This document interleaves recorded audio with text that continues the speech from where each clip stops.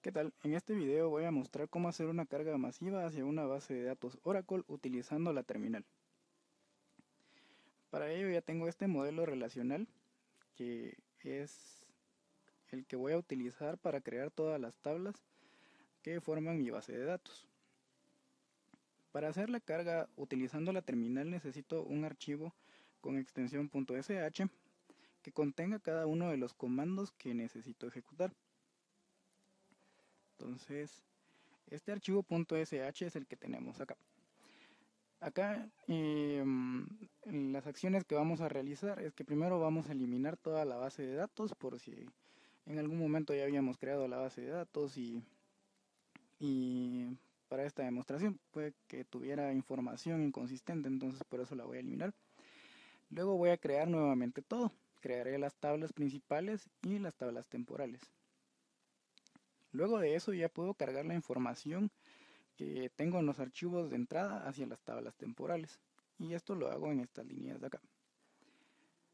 Luego de esto, cuando ya tengo los datos cargados en las tablas temporales, entonces voy a proceder a tomar esos datos que tengo en las tablas temporales y colocarlos en la base de datos principal.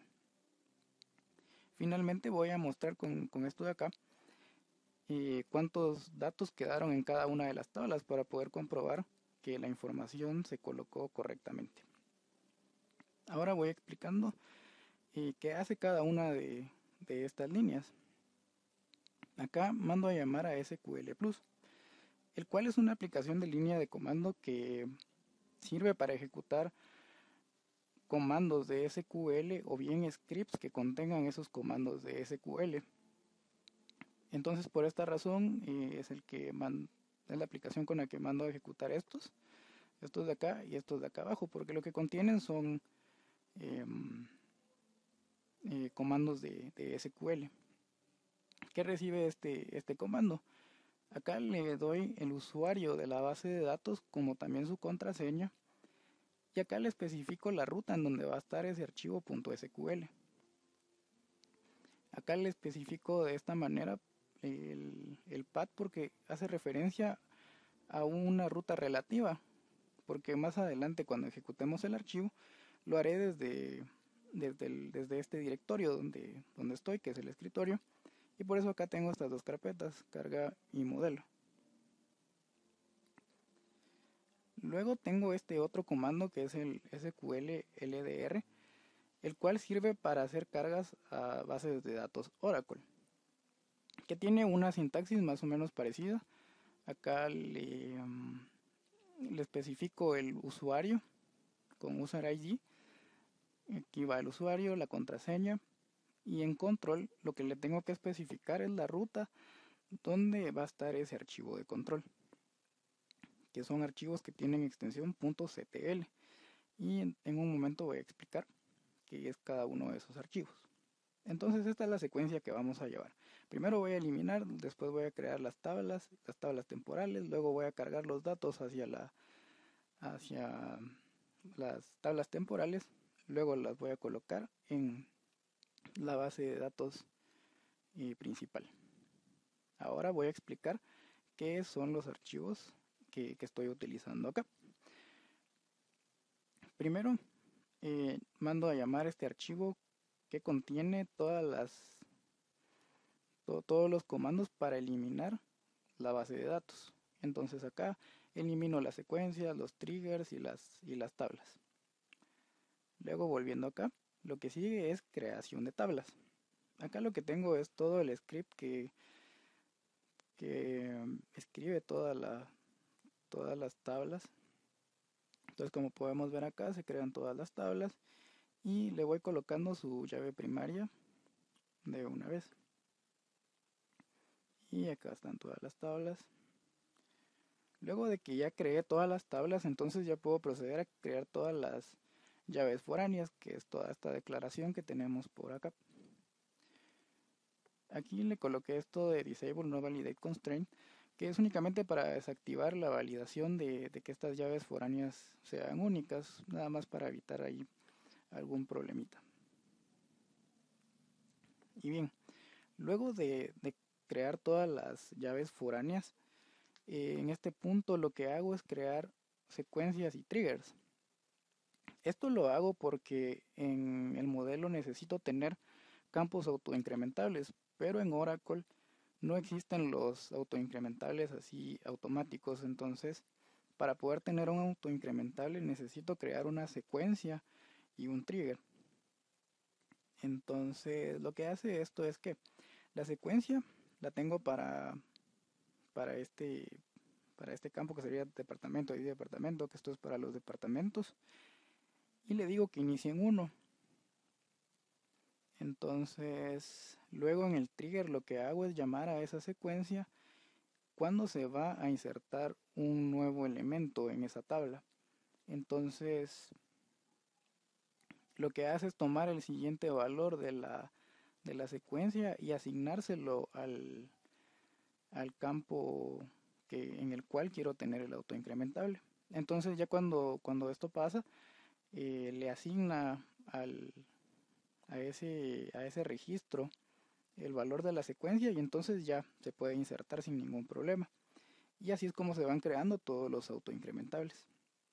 Por esa razón es que acá tengo como, vamos a ver, creo que son alrededor de 13 porque solo dos tablas no tenían autoincrementables. Y bueno, volviendo a lo del archivo este. Luego lo que necesito es crear las tablas temporales. Estas tablas son bastante simples. Como vemos, estas tablas no tienen mayor cosa, únicamente los campos de los archivos que vamos a cargar. Son 5 tablas, una para cada archivo que voy a cargar más adelante.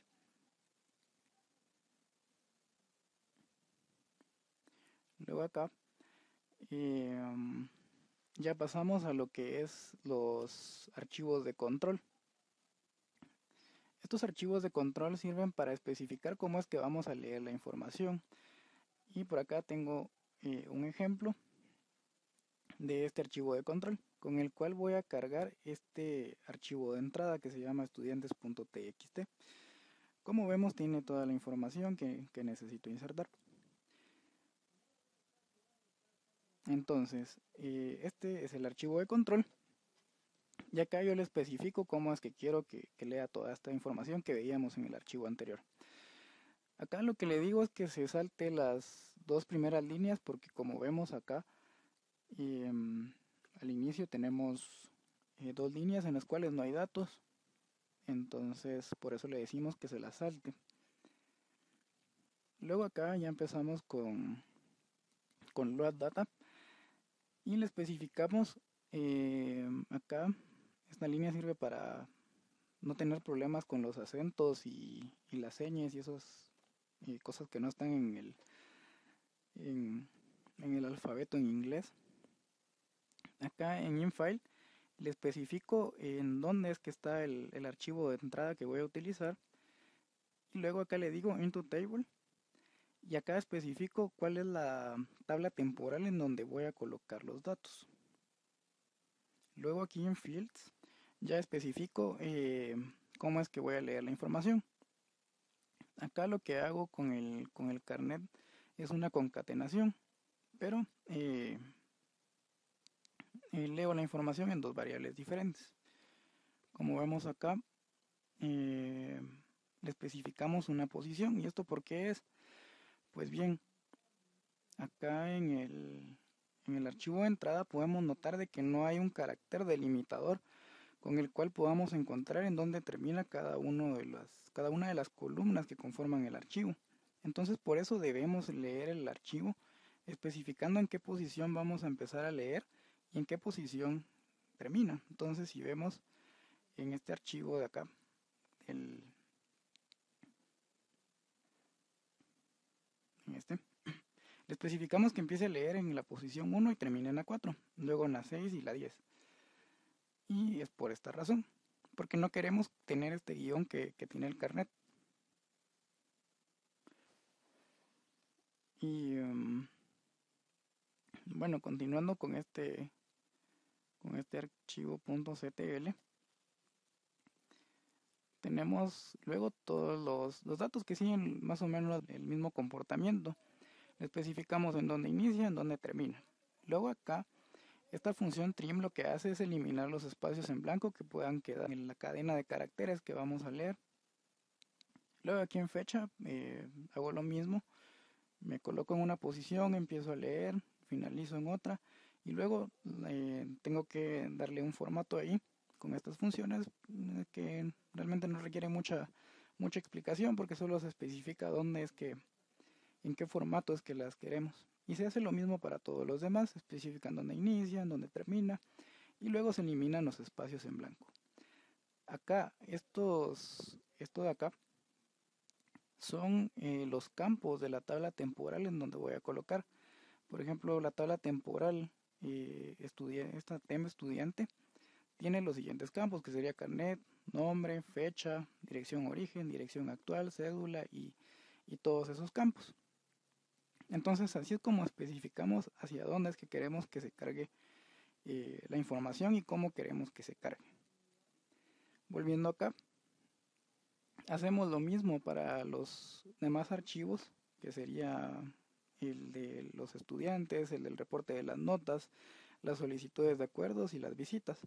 En total son 5 archivos de control con los cuales voy a cargar hacia mis tablas temporales los archivos que tengo de entrada. Luego acá, nuevamente volvemos a los comandos de SQL Plus, con el cual mando a llamar el rellenar base de datos. En este lo que tengo son todas las consultas con las que voy a insertar la información en la base de datos principal. Como vemos, lo que hace es tomar la información de las tablas temporales y las coloca en las tablas principales. Y aquí están todas estas consultas, una para cada una de las tablas que tengo en la base de datos principal. Una para facultad, carrera, curso, departamento, municipio, sede, tipo localización, estudiante, resultado prueba, solicitud, acuerdo y asignación. Y por último tengo la de visita. En estas consultas, algo que tengo que mencionar es esta parte de acá del Ignore Row on Docker Index. Esto lo que hace es que si en algún caso viniera algún dato duplicado, en lugar de mandar una advertencia, simplemente le digo que lo ignore. Esto para evitar que ocurra algún error y no se pueda cargar el resto de la información. Y en lugar de eso, solo que no lo inserte y que continúe con el resto de datos. Bueno, ya casi vamos llegando al final de este archivo. Y lo que tenemos acá es este de mostrar cantidades. En este archivo de mostrar cantidades únicamente lo que hago es hacer un select count de cada una de las tablas para mostrar cuántos datos quedaron en cada una de las tablas que tengo en la base de datos. Muestro el de las tablas principales como también el de las tablas temporales para mostrar cuántos datos fueron los que pudimos cargar al final de todo esto. Y bien, ahora que ya expliqué cómo es que va todo el proceso de esto, voy a proceder a ejecutar el archivo. Me muevo hacia el directorio que mencionaba al principio, que sería el del escritorio. Y voy a ejecutar el archivo. Y vemos que acá ya se eliminaron las tablas, que es el primer paso que se mostraba ahí. Ahora para poder continuar tengo que ingresar exit y procede a crear todas las tablas. Luego otra vez escribo exit y entonces crea las tablas temporales. Otra vez exit y entonces empieza a cargar toda la información. Esta parte va a tardarse un poco porque hay archivos que estaban bastante grandes. Entonces solo hay que esperar un momento.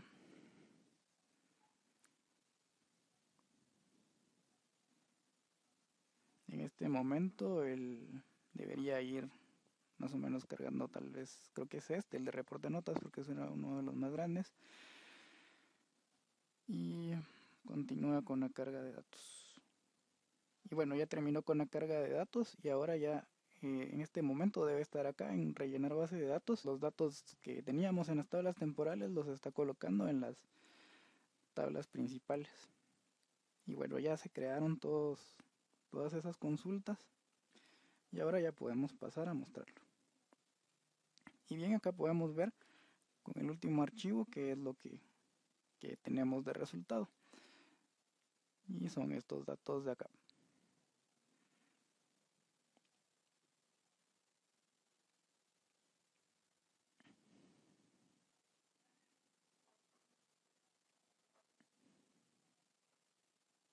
Y acá tenemos los datos que recuperé de cada uno de los archivos.